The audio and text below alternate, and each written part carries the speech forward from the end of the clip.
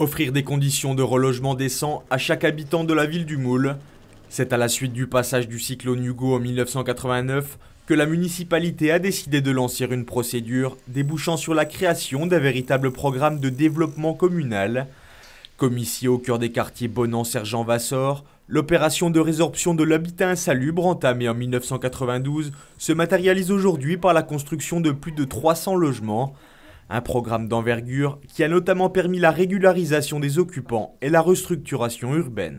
Aujourd'hui, la majorité des gens qui avaient été déplacés dans le cadre de cette opération de décasement-relogement sont revenus dans le quartier de Bonan-Vassor-Sergent et sont propriétaires, pour la plupart d'entre eux, de leur maison et de leur terrain. Autrement dit, après des années et des années, leur famille d'errance dans ce pays de Guadeloupe, eh bien, pour ce qui concerne ceux qui sont venus habiter au Moule, eh bien, ils sont chez eux définitivement. Et je crois que c'est un des enjeux de la rénovation qui est le plus fort. Exit des quartiers aux bâtis vulnérables où les habitants vivaient autrefois dans des conditions souvent difficiles avec des réseaux d'assainissement aléatoires. Bonan-Sergent-Vassor marie aujourd'hui logique urbaine et respect de l'identité des quartiers autour de petits villages et de cours, alliés à une structuration de l'accès à la propriété. Je suis chez moi maintenant, c'est propre, c'est vraiment pas le Bonan que je connaissais. Là c'est propre, on est tranquille, tout le monde est chez soi. Avant il y avait une petite maison là, il n'y avait pas de route, il n'y avait pas de lumière, il y avait beaucoup de gens qui n'avaient pas de... C'était un ghetto si vous voulez, c'était un ghetto.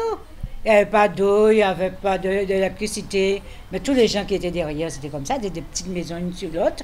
Ce vaste programme de résorption de l'habitat insalubre est réalisé sur une superficie de 16 hectares qui relevait autrefois de l'habitat spontané à l'intérieur même de la ville du Moule. Une réhabilitation favorisant l'appropriation du quartier par ses habitants et par ses commerçants fraîchement installés. Je ne regrette pas d'avoir quitté la ZAC de Damancourt parce que ici, je trouve que c'est un endroit vraiment plus propice et plus porteur. Et de fait que je suis de plein pied, pour moi, c'est vraiment une bonne affaire. Il y a plus de mouvement, il y a plus de curiosité, ça entraîne, vraiment ça emmène beaucoup de gens, oui, beaucoup de passages. J'habite au Moule et effectivement, le quartier est beaucoup mieux. On peut se promener sans inquiétude, venir faire ses courses sans inquiétude. Vraiment, c'est beaucoup mieux. Ils sont situés hors du centre-ville du Moule. C'est vrai qu'ici, vous voyez que c'est très aéré, ils sont contents, tout est ouvert. Donc, il y a du passage également. Les clients peuvent se garer aussi plus facilement. Donc, je pense qu'ils sont très contents d'avoir fait ces acquisitions.